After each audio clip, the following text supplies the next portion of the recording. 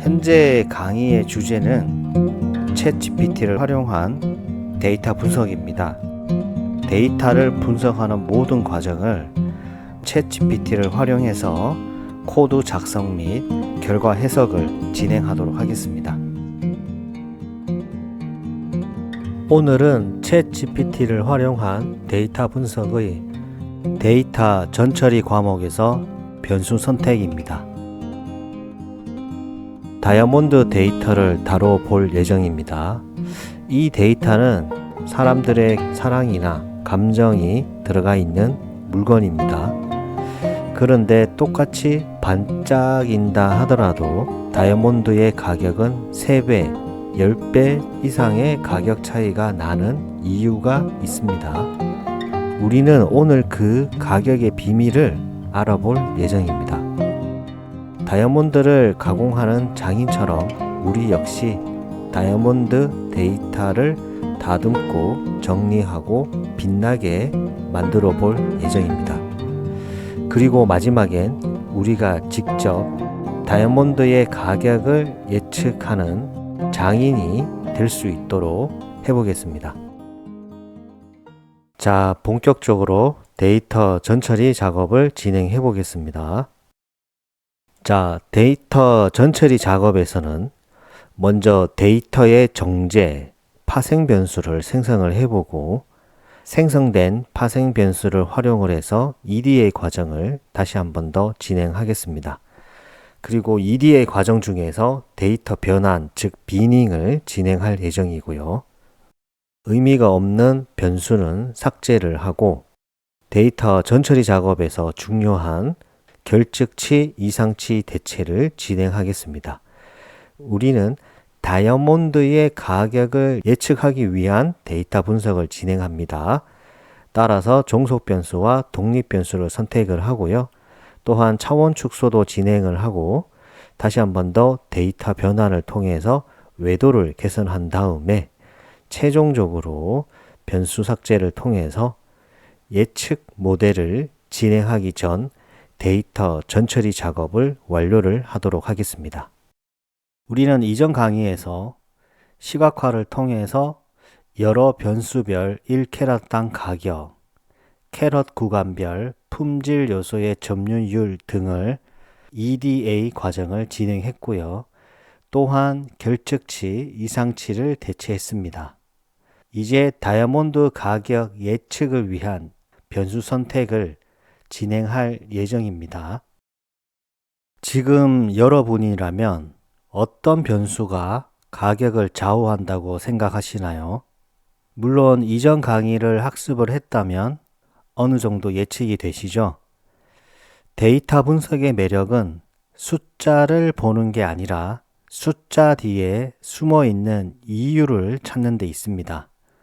이제 남은 건 3단계에 거쳐서 가격을 결정하는 핵심 변수를 찾아보는 일입니다.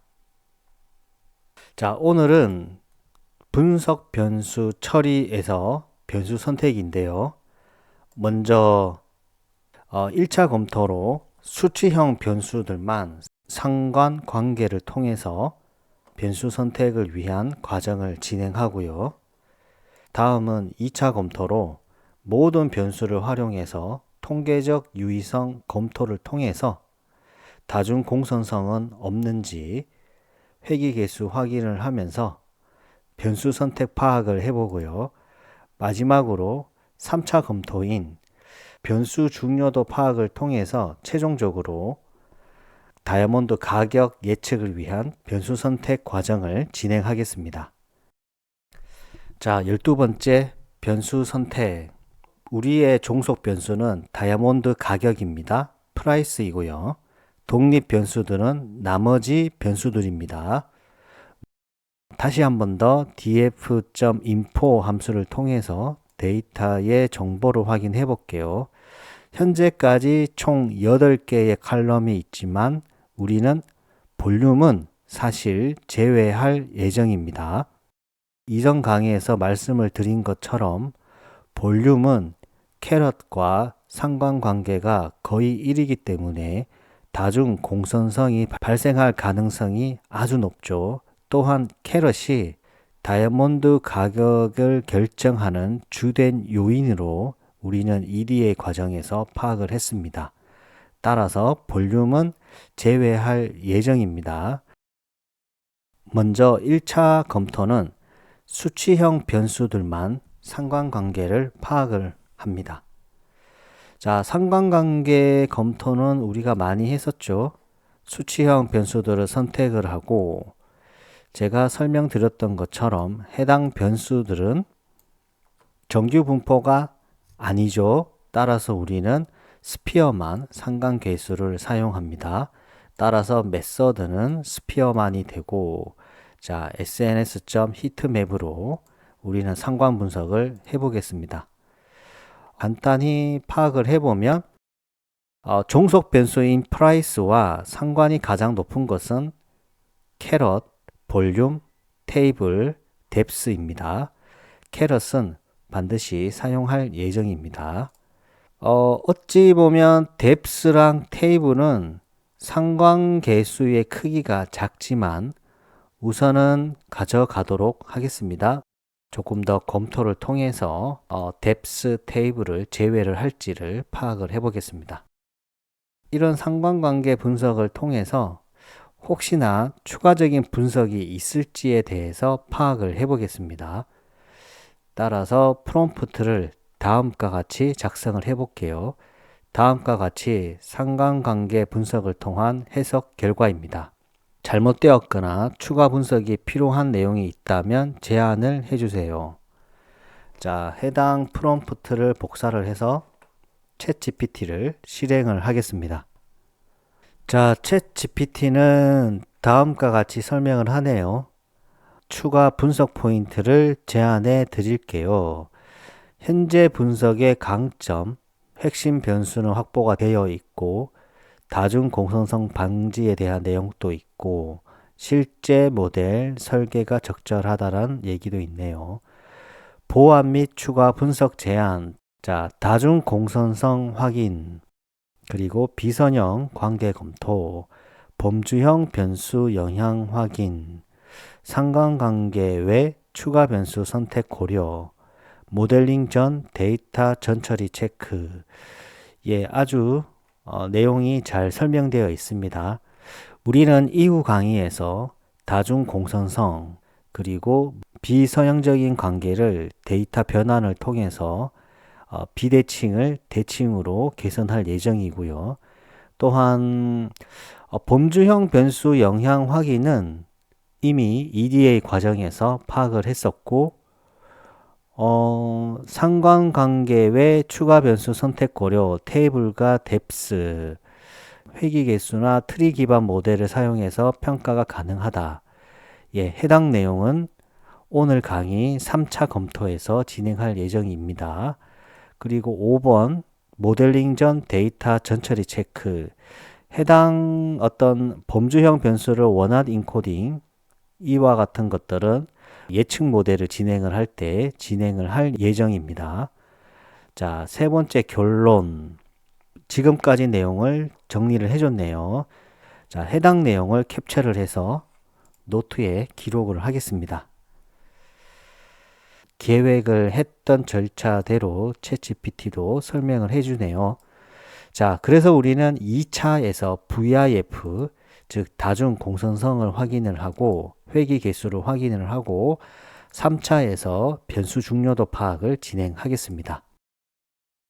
자, 두 번째 2차 검토, 모든 변수를 선택을 해서 통계적 유의성 검토, 즉 VIF 다중 공선성을 검토를 하고 회귀 개수 검토를 하면서 통계적 유의성, 즉 p-value를 확인을 통해서 변수들의 중요도를 파악을 하겠습니다.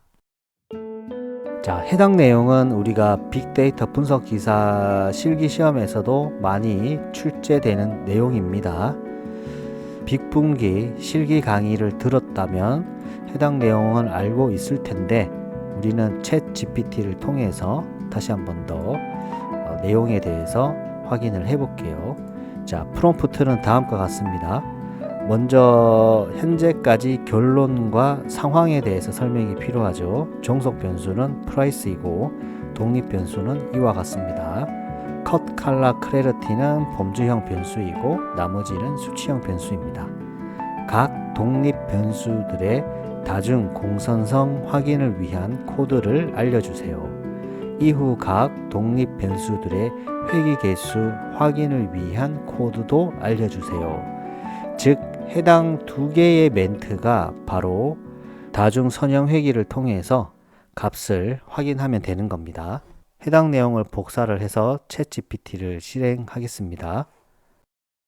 자, 보면 다중 공선성 확인 VIF 범주형 변수는 원핫 인코딩 후 VIF를 계산해야 됩니다. 맞습니다. 코드 내용을 보면 독립 변수를 선택을 하고 범주형 변수를 원핫 인코딩을 하네요. 하고 VIF를 계산을 하는데 해당 코드는 오류가 발생할 가능성이 높습니다. 왜 그럴까요? 그러면 해당 코드를 복사를 해서 진행을 하고 오류가 정말 나는지 확인을 하고 해당 코드를 개선을 한번 해볼게요. 아참 그리고 회귀 개수 확인, 선형 회귀는 코드가 전혀 문제가 없기 때문에 해당 코드는 VIF 코드를 개선한 이후에 바로 진행을 하도록 하겠습니다. 해당 코드도 복사를 해서 진행을 하겠습니다. 자, 저는 다음과 같이 정리를 했습니다. 먼저 독립 변수 선택을 했고요. X, 대문자 X입니다. 자, 두 번째는 범주형 변수를 원핫 인코딩을 진행을 해야 됩니다. 이렇게 원핫 인코딩이 진행된 변수를 X 인코디드라 하고요. 우리는 원핫 인코딩을 하게 되면 0, 1 이렇게 지정이 되죠. 따라서 다중 공선성을 막기 위해서 drop first는 true라고 하는 옵션을 사용합니다. 자, drop first는 true. 해당 옵션에 대해서 조금 더 설명을 드릴게요. 해당 옵션은 더미 변수의 함정을 방지하기 위한 옵션입니다. 원핫 인코딩은 예를 들어서 cut 컬럼에 범주값이 pair, good, 아이들 이와 같은 것들이 있죠. 이와 같이 숫자 조합으로 5개의 범주값이 있었죠. 따라서 5개의 더미 변수를 0, 1로 만드는 겁니다. 즉 모든 범주를 더미로 두면 각 행의 더미 합이 항상 1이 되는 겁니다. 즉 서로 완벽한 선형 관계가 존재하는 거죠. 우리는 이를 더미 변수 함정이라고도 합니다. 이러한 문제를 해결하기 위해서 drop first는 true라고 하는 옵션을 설정하게 되면 기준 범주 자동적으로 drop 삭제를 해서 나머지를 기준 대비 효과로 해석하게 됩니다. 여기서 중요한 말은 기준 대비 효과입니다. 예를 들어서 페어가 기준으로 제거되었다라고 하면 회귀 분석 시 페어 대비 굿일 때 얼마나 가격이 상승하는지, 페어 대비 아이들일 때 얼마나 가격이 상승하는지에 대해서 이와 같이 해석을 하면 되는 겁니다. 어떤 것이 기준 범주로 빠졌는지를 확인을 해야 되죠. 따라서 저는 X encoded를 프린트를 해보고 d타입을 확인해 보겠습니다. 따라서 print x encoded.dtypes 출력을 해보면 자, 다음과 같이 출력이 되네요. 캐럿 테이블 depth는 수치형이니까 당연히 프로토 육사죠. 컷은 5개의 범주가 있었는데 현재 4개만 나오죠. 아이들이 없어졌죠. 아이들이 기준 범주가 되었다는 얘기고 d타입을 보면 불리언형입니다. true, false로 되어 있죠. 컬러 같은 경우는 D가 없네요. D가 기준 범주고 동일하게 불리언형이고 클래리티는 기준 범주가 if가 없네요. if가 기준 범주입니다. 클래리티 역시 불리언형이네요. 자, 그러면 우리는 챗GPT가 알려준 대로 다중 공선성을 확인해 볼게요. 먼저 라이브러리를 불러옵니다. from statemodels.stats.outlier influence import variance inflation factor. 자, 이와 같이 라이브러리를 불러오고 VIF 데이터는 pd.dataframe VIF가 바로 variance inflation factor 분산 팽창 요인이라고 합니다. 좀 어렵습니다, 말이. 우리는 계산된 값을 보기 좋게 표 형태로 만들기 위해서 데이터 프레임으로 만들고요. 그리고 VIF 픽처라고 하는 변수를 생성할 예정이고 그 픽처의 변수 값은 바로 해당 변수에 들어가는 값들은 X encoded, 즉 위에서 보이는 이 컬럼명들이 들어가는 겁니다. 그리고 VIF 데이터에서 VIF 이 컬럼이라고 하는 값들은 다중 공선성 계산값이 입력이 되어야 되는 겁니다. 따라서 아래 코드는 여러 개의 범주 값에 대해서 계산을 해야 되므로 for 구문을 사용을 합니다. VIF를 계산하는 클래스인 variance inflation factor를 이미 불러왔습니다. 그래서 이와 같이 코드 작성을 해서 VIF 데이터를 프린트를 한번 해볼게요. 자, 프린트를 해보면 제가 설명드렸던 것처럼 바로 오류가 나옵니다. 원인은 우리가 X encoded D 타입에서 확인을 했습니다. 더미 인코딩이 진행된 값들이 바로 지금 숫자가 아닌 불리언형으로 되어 있기 때문에 당연히 오류가 발생하는 겁니다. 자, 하지만 우리는 확인을 한번 해볼게요. 해당 이 오류 내용을 복사를 하고요. 프롬프트 복사를 하고 프롬프트를 다음과 같이 작성을 해볼게요. 다음과 같은 오류가 있습니다. 어떤 문제이고 어떻게 변경해야 할지 알려주세요. 참고로 xencoded.d타입에서 xencoded.d타입의 불리언형이 존재합니다. 자, 해당 내용을 복사를 해서 챗GPT를 실행을 하겠습니다. 자, 설명 결과를 보면 오류 원인을 정확히 짚으셨습니다 라고 설명을 해주고 함수는 수치형 데이터만 지원합니다. 따라서 get dummies 원한 인코딩을 한 일부 컬럼이 불리언형이 있으면 당연히 오류가 발생합니다. 자, 그래서 해결 방법은 불리언형을 int 혹은 float로 변환해 주면 되고요. 다시 VIF를 계산하면 됩니다. 자, 해결 방법 1번을 코드 복사를 하고 자, 다음과 같이 코드 작성을 다시 해볼게요. 불리언형을 저는 프로트로 변환을 하겠습니다. xencoded는 xencoded.asType 프로트가 되죠. 이렇게 되면 이제 불리언형은 프로트로 변경이 되고요. 다음은 제가 챗GPT에는 없지만 상수항을 추가를 하도록 하겠습니다. 왜냐하면 우리가 선형회귀를 할 때 상수항이 있고 상수항과 함께 VIF를 계산하는 것이 조금 더 정확도가 높거든요. 신뢰성이 있고. 따라서 챗GPT에서는 설명이 없었지만 상수항을 추가를 할게요. 자, import statemodels.api as sm xencoded를 다시 xsm으로 만들고요. sm.add constant xencoded 이와 같이 코드 작성을 하면 상수항이 추가가 되고 우리는 해당 독립 변수를 xsm이라고 합니다. 자, 다음은 기존과 동일합니다. 그래서 다시 VIF를 계산을 할 때 변수는 xsm이 되죠. 자, 그래서 우리는 이 VIF 데이터를 출력을 할 때 sort value 정렬을 해서 하겠습니다. ascending은 false. 자, 이번에 출력을 한번 해보겠습니다.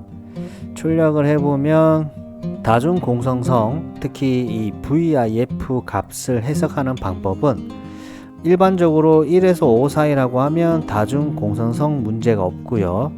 10을 초과한다 라고 하면 심각한 다중공성성이 있기 때문에 반드시 개선, 즉 변수 제거나 변환, 차원 축소 이와 같은 과정이 필요합니다.